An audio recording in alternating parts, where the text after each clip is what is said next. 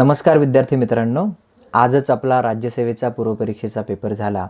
Paper झाल्यापासून Deccan I एसच्या फोनवरती आमच्या टेस्ट सिरीजचा फायदा झालेल्या अनेक विद्यार्थ्यांचा अभिनंदनाचा फोन येतो आहे आणि त्याचबरोबर एक्सपेक्टेड कट ऑफ किती असेल याची विचारणा करणारे अनेक फोनही आम्हाला येत आहेत.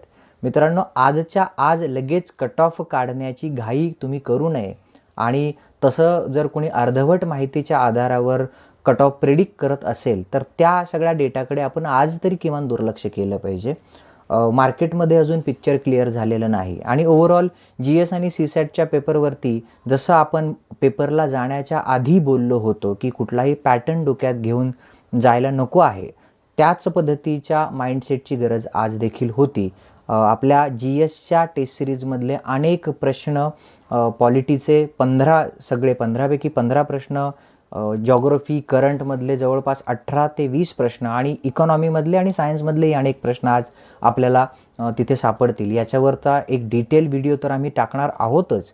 त्या सगळ्या टेस्ट सिरीजचा तुम्हाला फायदा झालेला आहे, त्याबद्दल तुम्ही जी काही साथ आम्हाला दिलीत आणि आमची जे काही आम्ही मेहनत करत होतो त्याचंही काहीतरी एक आजच्या पेपरच्या रूपाने फळ मिळालं, याबद्दल आम्ही आनंदी आहोतच. परंतु कट ऑफच्या बाबतीत फारसं तुम्ही त्याकडे जास्त अँझायटी वाढवून घेऊ नये म्हणून मी हा व्हिडिओ करतो आहे. ज्या विद्यार्थ्यांनी प्रामाणिकपणे अभ्यास केलेला आहे, गंभीरपणे प्रयत्न केलेले आहेत, त्यांनी तर आज यूट्यूबवर अनेक व्हिडिओ येतील की कट ऑफ किती असेल, काय असेल. कुणाकडेही एक्सपर्ट डेटा अशा पद्धतीचा नसतो. महाराष्ट्रभर विद्यार्थी विखुरलेले आहेत आणि ओव्हरऑल नुसता म्हणजे GS मॉडरेट आहे किंवा GS गेल्या वर्षीपेक्षा थोडासा लेंदी केलेला आहे किंवा एन्शियंट आणि मिडिएवलचे प्रश्न थोडेसे जास्त होते, मॉडर्न त्यांनी कमी केलेला आहे किंवा प्रश्नांचा दर्जा जो होता तो थोडासा फॅक्ट बेस्ड आहे, डिटेल्ड आहे. यावरून लगेच कट ऑफ खूप खाली येईल किंवा मग तो तितकाच राहील या पद्धतीचे अंदाज बांधणं फारशी चांगली प्रॅक्टिस नाही असं मला वाटतं.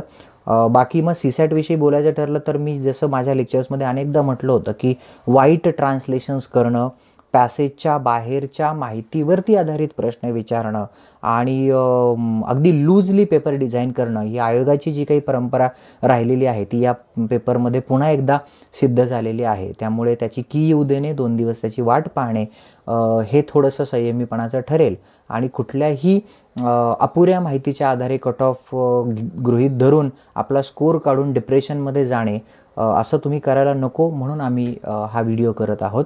त्यामुळे आपण शांततेनं पेपरवर बोलणार आहोतच. आपण आपल्या टेस्ट सिरीजमधल्या प्रश्नांच्या आधारावर, चर्चांच्या आधारावर याच्यावर बोलणार आहोतच. त्यामुळे आज थोडंसं तुम्ही रिलॅक्स व्हावं, थोडंसं कूल राहावं अशी आमची सर्वांचीच इच्छा आहे.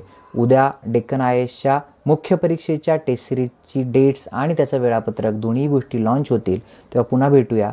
तोपर्यंत स्टे कूल. धन्यवाद.